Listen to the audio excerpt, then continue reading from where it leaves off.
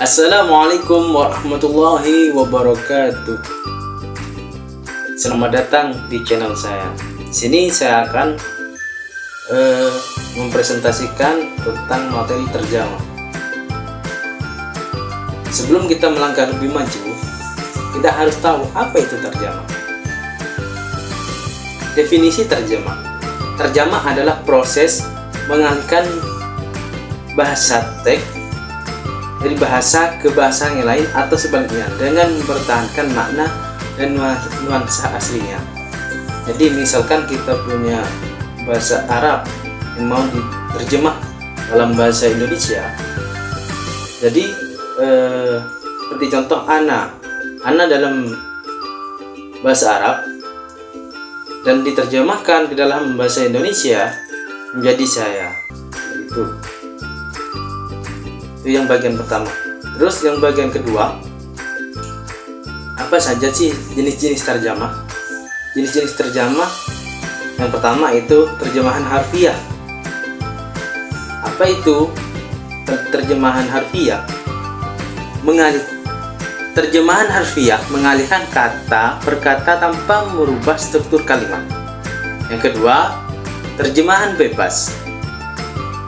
Yang dimaksud terjemahan bebas mengalih bahasakan makna dan ide tanpa terikat kata per kata. Yang ketiga, terjemahan adaptasi, yaitu mengubah teks agar sesuai dengan budaya dan konteks pembaca target. Itu jadi penerjemahan itu tidak hanya satu atau satu metode. Ini ada 3 jenis-jenis terjemah caranya. Ada yang bisa dengan terjemahan harfiah, bebas, dan adaptasi sesuai teks yang akan kita terjemah. Yang ketiga, langkah-langkahnya itu gimana? Langkah-langkah terjemahan yaitu proses terjemah. Yang pertama itu pemahaman teks asli atau memahami konteks dan nuansa teks bahasa Arab. Ini kalau kita mau translate bahasa Arab, jadi kita harus menguasai dulu bahasa Arabnya dan kita memahami dulu teksnya yang berbahasa Arab. Yang kedua itu terjemahan awal membuat draft pertama terjemahan. Yang ketiga itu revisi dan penyuntingan. Setelah kita memeriksa dan perbaiki terjemahan untuk akurasi dan kelancaran. Jadi setelah kita terjemah, kita cek dulu ini sudah sesuai enggak, akurasi enggak, dan tepat sasaran enggak terjemahan gitu. Kita harus revisi dan menyunting dan kita perbaiki sebagaimana mestinya. Yang 4, validasi dan pengujian. Menguji terjemah pada pembaca target untuk memastikan kesesuaian.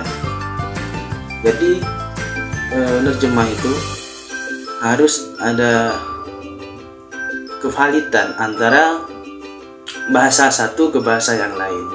Antara bahasa Arab masuk ke bahasa Indonesia itu harus valid. Begitu. Lanjut ke bagian yang keempat, keterampilan penerjemah. Sang penerjemah harus punya keterampilan menerjemah.